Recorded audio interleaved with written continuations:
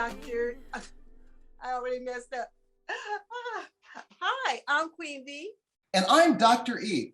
Queen V, what is our audacious story for today, and who will be our audacious guest for today?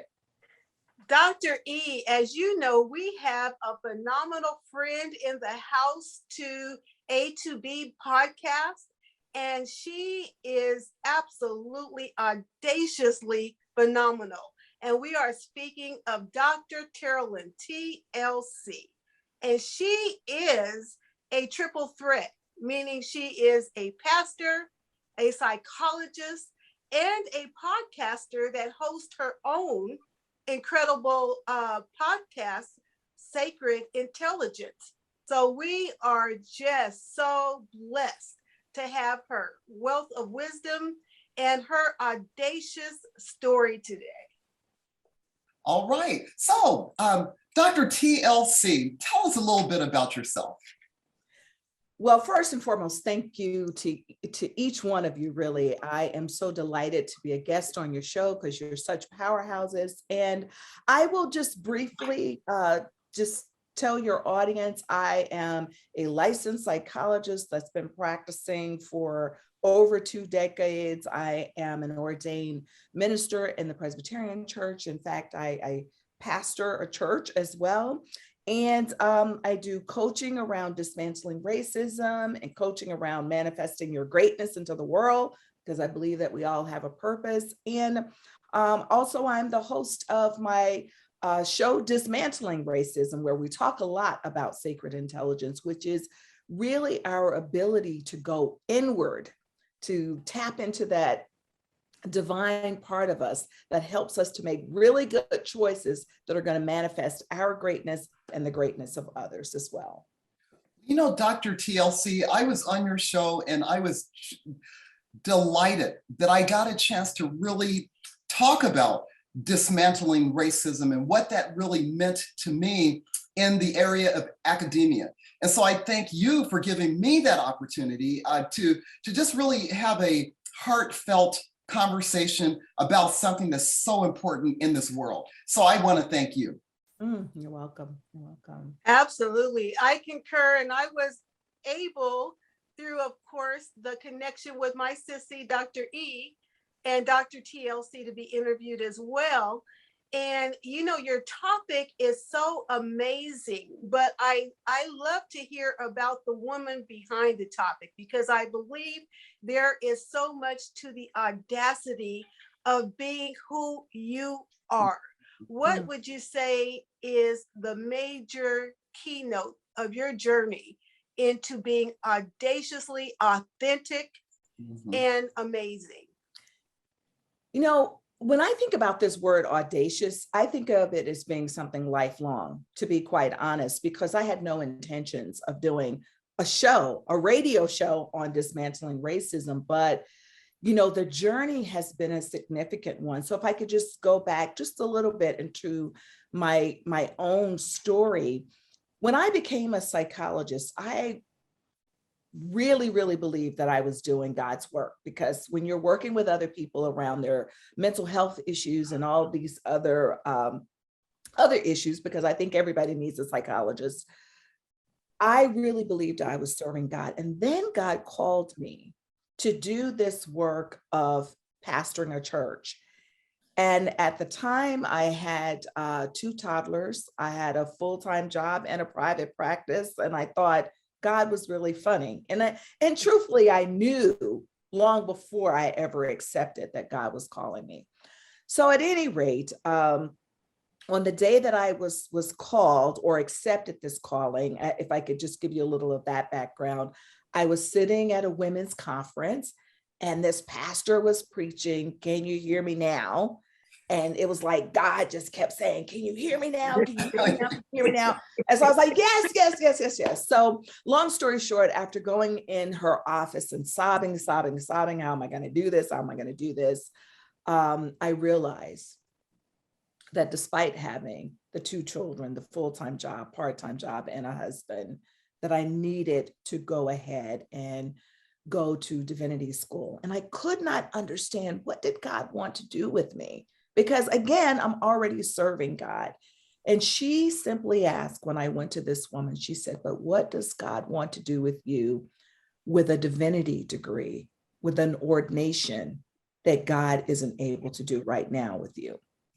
And so I moved forward and took that on. Now you have to understand that taking it on with everything that I did was already enough, but I also took it on with someone who didn't have the same mindset as I. My husband thought, I'm marrying this woman with a PhD. We're ready to settle in for the rest of our lives. And it didn't turn out like that. And, so I've had to have some audacious steps in between, figuring out, is the work around the wounds of religion, which I'm passionate about. God, is that why you called me? And taking bold steps to do work on that. And also, the woman behind all of this ended up going through separation from her husband. So I'm no longer with him, even after the journey, after accepting that I am going to take this call, God. And I share that particular story with you because when the decision came, and this is so important for women out there who have children, who are working, or perhaps like me, working part-time, who say, I can't leave this relationship that's no longer serving my best interests. We can do it. At the time that the two of us made the decision that, or really rather, I made the decision that the relationship was over, I was working part-time at that point in my life. I was taking on a new business coach and I had a private practice. So what happened for me was I knew that I still had to leave because it was going to be the best thing for me and my children. So my audaciousness took me relying on my faith in God to say, you can step out.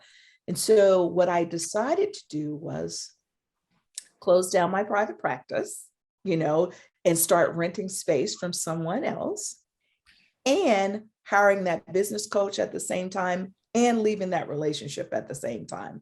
And you know what? It all worked out. I mean, there's so many moments I could tell you about because even having the private practice was an audacious moment, but I'm going to pause because I could talk all day about the journey that I've been through, because I think that even while I'm going through it, I sometimes just move through it and take it for granted because take it for faith is what I take it for. But when I look back over my life, you know how the song says, and how I got over, I see audaciousness moving all the way through that. Absolutely. Would you like to go, Queen V, or because I wanted to ask one little thing. Go ahead. When you're talking, it really reminds me of the scripture, all things work together for the good, for those that love the Lord. And when I think about that, all things, meaning that it's the good, the bad, the happy, the sad, it's everything, it's all things. And sometimes when we're going through things, we say, no, well, this cannot be good, or it's not going to work for good because I'm hurting right now, or I'm in pain right now. So this cannot work for the good. But when we look back, just like you said, when you look back, all these things happening was working for the good, because look at you now. You have a story, you have a testimony right now. So Queen V, I know you want to jump in there. Well, you know what? Her story in life is so phenomenal because I know that you are pastoring a church as well. And I pastored a church, and I know that is no easy task. But do you feel that your pain really served your purpose in that you were able to be empathetic in a way that you could possibly not have been? Absolutely, absolutely, absolutely. Because even as a therapist, what I was going through in my marriage at that particular time, it helped me to be a better therapist, just like having the kids helped me to be a better therapist. Because before I had kids, I was like, why aren't these parents doing what I'm telling them to do? I know this stuff works. And then when you have your kids, you're like, oh, okay, I get it now. I So get it. I feel like the experiences that I have had, you know, in my life, good, bad, or otherwise, makes me better able to help others to understand the greatness that is inside of them and the resources that are available. Because if I could just back up one quick second, there's so many wonderful things that God has done in my life that even when I'm going through the pain, I know that there's another side. I know that this too shall pass. And so when I got my private practice, because this is a phenomenal story that I need to tell people. I remember when I was done with divinity school and I'm like, okay, what now, God? And so I worked with this gentleman in his private practice and he wanted me to take over, but I really wasn't interested in taking over his private practice. And so someone came to me who wanted to work under me. And she told me about this facility where I could have my own practice, where I didn't have to rent from anyone else. And I thought, no, I'm not sure I want to do that. But anyway, she said to me, well, my mother says that she would be a private investor if you'd like to do that. Now, I share that with you because that's not even the shouting part just yet. So I go and I look at this phenomenal space and it's full of furniture. And the people who were renting the space said, we have to close down our nonprofit. Tell us what parts, which pieces of furniture you want, and we'll put posters on it. So I came back with a list of the furniture that I wanted. And she says, well, our board met and our board said, you have to take it all lock, stock, and barrel. Now, there were about 4 or 5 different offices within that office. So when I tell you my office was fully furnished, I got a couple other things to make it my style, but for $1,200, fully furnished with supplies. And this woman also gave me an incredible loan to start my business, a white woman. And I share that because you have to be open to the resources that are available to you. And you have to trust in your own audaciousness that God has already put down within you, right? And so God is saying it's right there for you. I'm creating a path for you. All you have to do is say yes. And so I share that because I could have stayed in this place of, I don't have enough money to do that.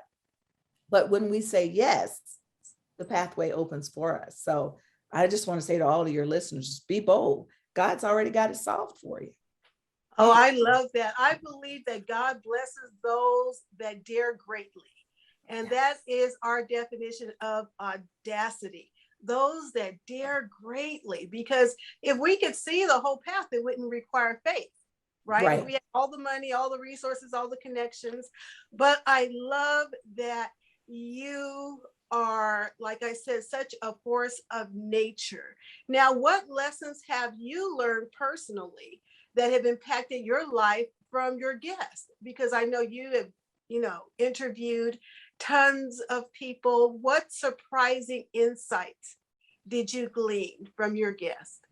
You know what? I would say the insights are also reminders of the tenacity that it takes to keep fighting for what you want to fight for. Like when each of you were on my show and just talking about what you went through in terms of dismantling racism, just looking at the resilience and the tenacity and the faith. And so for me, when I have a guest on the show, even if there are things that I've been through or things that I teach, it helps to reinforce me and it helps me to mount up on wings like eagles, right? Because we have those resources undergirded. But I know that there are phenomenal people out here doing phenomenal work and that we are each called for a particular time and space. And so my guests are constantly reminding me of that in the work that each of them who've been on the show, they've taught me that. They keep saying we have to keep doing what we're called to do in this time and space. That's powerful. So Dr. Terrellin, if I were to follow you 24 hours in a day, or just anybody, what would be the surprising thing that they would learn about you? Well, one of the things I think that they would learn is that, first and foremost, I love to have fun. Sometimes people might see me and they think that I'm this serious person all the time. No, I'm not a serious person all the time. I love, love, love, love, love to dance. And I do, I love, one of my favorite musicals is The Sound of Music. So you might just see me singing The Sound of Music a lot around the house. And I also use it as a de-stressor, I had an incident that happened to me recently where I just wanted to scream, but instead I just put The Sound of Music on and did the Do Re Mi song, and I'm not a singer, but when the privacy of your own home, you could do that. And so things like that, in terms of simply enjoying myself, resting in myself, honoring who I am. I think that people would be surprised maybe if they see me playing with my dog and loving up on my dog. And of course I have children, so I'm engaged with them. They're grown children now, but engaged with them as much as I can be. But yeah, those are some of the things that I love that are probably not on people's radar. And I actually love country music too, even though I don't listen to it as often as I used to, but I love it. Okay. That's Can you do some of the country Western dances too? No, I'm not so big on that. I stay with my own roots when when I'm doing the dancing, but it looks fun. Well, I love country music because I think they have the best lyrics in the world. They do. Somebody did me wrong songs. Yes. But you have to be careful with those lyrics sometimes, because sometimes you look around and you go, wait a minute. Yeah, they can be a little bit abusive and everything. Yes. Things. But where did you get the term sacred intelligence that you frequently use on your show, on your podcast, Dismantling Racism? Where did that knowledge of the sacred intelligence come from? Where is that rooted? It actually came from a very, very good friend who started out as a coach. Her name is Leslie Ingves. When I finished divinity school and wondering, God, what are we doing with this? And I knew that I wanted to start my practice. After I decided I'm going to start the practice, I said to her, I want something that merges psychology and theology and the pastoring together. And she came back, interestingly enough, with 3 names. I don't even remember what the other 2 names were. I fell in love with sacred intelligence. And I have to tell you, you know how you do the little marketing to see if people like the name? The other people didn't like the name. The other people that I asked about it. And I said, well, that's okay, because I like the name. Okay. And I stayed with it. And that comes from your inner knowing, that divine wisdom, that sacred intelligence. And so when I accepted that was the name, because it merges who I am. I love God. I love God, not religion. I want to be clear about that. I love God, and I know what God has done in my life. And I also love helping people to make great choices for their lives. And so already it was God planting the seed for that. And it just exploded from that point with understanding. When I had to define what it was like going back into that inner knowing. And I want to tell anybody that's listening is that if you are asked to do something that doesn't manifest your greatness, that's not God. That's not divine wisdom. That's not sacred intelligence. Mm-hmm. That's your other stuff playing in your mind and whatever those other people are out there trying to control you. The divine, the sacred would never, ever tell you to do something that's not going to manifest your greatness and the greatness of others. You see, because it can't be just about me manifesting my greatness. and not being concerned about others. But when we have sacred intelligence, we're careful what we do to ourselves. We're careful about what we allow other people to do to us. And we are careful about what we do to other people. So that's what sacred intelligence is all about. I absolutely love that. And I love that you delve with the wounds of religion, because I adamantly am not a fan of religion. I believe religion is man's way of seeking God rather than relationship, which is God's way of seeking after us. And I know that so many people have been abused with, be it sexual inappropriateness and all kinds of things. But how do you address that with both your practice and your profession? Or I should say your confession of being a pastor. How Yeah. does that work for you?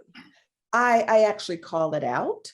And anybody who's a part of the congregation that I serve, I'm very clear about what my beliefs are. I always tell people, and this is what I talk about actually in my book on sacred intelligence. My mission is to help people to know two things, and that is that they are loved unconditionally, because there are no parameters for how much God loves us, and that they are divinely created. And if folks understand that message, then they would understand this idea of how we allow other people to treat us and how we are to treat other people. So in my profession, I'm always talking about that. And my profession, my vocation, are those two things that I call pastology, right? The merging of those two things. And so I'm very consistent in my message. When I talk about dismantling racism, when I offer courses on dismantling racism, it always comes from a place of love. Doesn't mean that we don't deal with the trauma of racism, the trauma of wounds of religion, but it has to come from this place of our shared humanity. And once we are able to do that, then there isn't separating people based on gender or sexuality or other isms. I mean, Queen V, you know that we wouldn't be pastors in a church if we just decided that, we're going to believe what other folks say around their own ideas and ideology about religion. So just showing up in my calling is a way that I'm dealing with the wounds of religion. I will also tell you, I'm in a place where there are times I go into settings where male pastors act as if I'm not even there. But you know what? That's okay, because I'm going to show up the way I show up. And then I'll often hear people say things like, oh, so-and-so said they were intimidated by you when they were on a panel with you. Well, that's your stuff. I can't get caught up in that. So that's how I move through the world, confident in who God has called me to be. Because when I let my light shine, I don't have to dim it for anybody. And that's what I really want your listeners to know. Don't dim your light for anybody, because if I let my light shine, then everybody else who's coming along with me know, oh, wow, I can let my light shine too. And I think that as women, sometimes we've been in this place. Well, let me speak personally. I've gone into settings where I'll say, you don't need to call me doctor, or people in here don't have to let them know that. But the people who are introducing me are so proud and they want to say doctor. And my father taught me an important lesson was them calling you doctor isn't about you. The idea is you should be called doctor so that other people will say, if she did it, I can do it. And so that's the thing that helps me to stay grounded, and it helps me to stay faithful to who God calls me to be.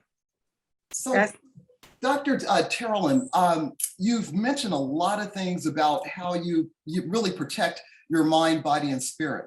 But in terms of your personal sacred space, in terms of refueling and re-energizing, how do you keep people out of that space that are negative, that may want to come in and really influence you? Because I know that there are many, many listeners that their intentions on a day-to-day basis is to do the right thing, be about the right thing, do whatever they can to keep building others. But then there are the naysayers out there that's there to kill, steal, and destroy your peace, your happiness, your everything. How do you protect your space, keeping the negativity out? It's called boundaries. Okay. So for me, when there are people around me who are negative, I have to figure out how to cut those ties. I don't have to pick up the phone when they call. I don't even have to respond when they're being negative. What I have to do is say, who is God calling me to be? And so a question I often ask myself is do I want to live to my highest level of consciousness today? And that allows me to figure out, am I going to respond to that negativity? Now, that doesn't mean I don't have a moment. I might have a girlfriend or a male friend or somebody I'll call and go, can you believe blah, blah, blah, blah, just for the moment. Right. Because I'm not a perfect being. And then I say, why did that person show up for me? What were they meant to teach me? Even if it's about how I am supposed to respond. You see, because when I make it about what God is doing in me, rather than about them, it helps me to move forward. So I would say to the listeners, have your boundaries and then ask, what does this have to do with me? Because we don't need to make it personal what they're doing, because other people, whatever they're doing is about them. And I also protect my space. I take my Fridays off. Don't call me on a Friday. The church knows, it's in the bulletin. Do not call pastor on a Friday unless it's an emergency. So I just set the parameters for myself and I try to honor those. Excellent. I do the same thing. As a professor, I tell my students on weekends, we're talking about Saturdays and Sundays.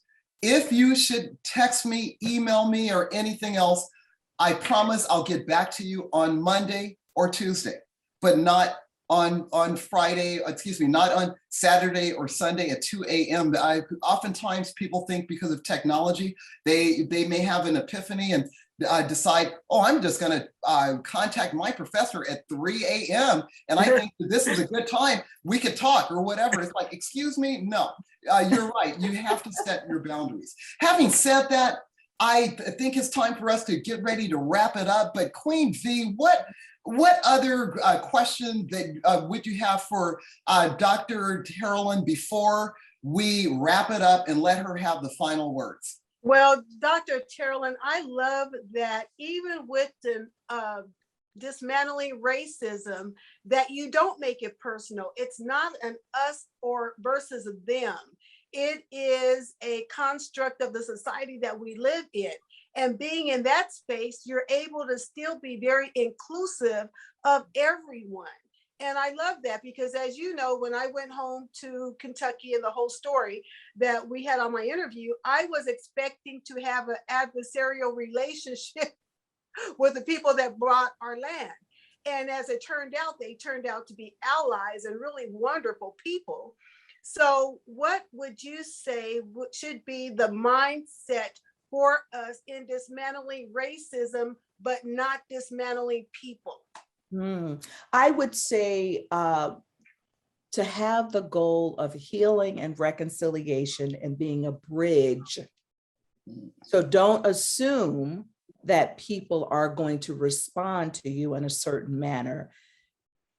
Go into it really knowing who you are and what your goals are, and keep those things in mind. People, I find that many people want to learn and many people want to help, but they're so busy feeling guilty and ashamed, and we can't go into those situations making them feel that way or not. They get to choose their feelings, yes, but reinforcing that. And so I would just say go in with a mindset of healing.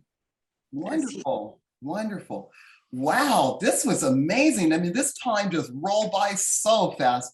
We're going to have you back, Dr. Carolyn, because we got to keep unpacking a lot of that good information that you're sharing with our listening and viewing audiences. It's just amazing that you're unpacking so much. We want to thank you so much for visiting with us today. And Queen V, what do you have to say as our last final moments? Again, I want to concur with you, Dr. E. Thank you so much, Dr. Carolyn TLC. You can find her on Dismantling Racism, and you'll hear all about her sacred intelligence. You can find us on queenbeeanddre.com. We are on YouTube, Spotify, SoundCloud, Facebook, Instagram, you name it, pretty much we are there. Thank you for joining us. Please like, share, and subscribe. And we will see you on our next podcast. Thank you so much. Bye-bye. Queen Bee and Dr. E, we've got audacity to believe, yeah. We've got audacity to believe.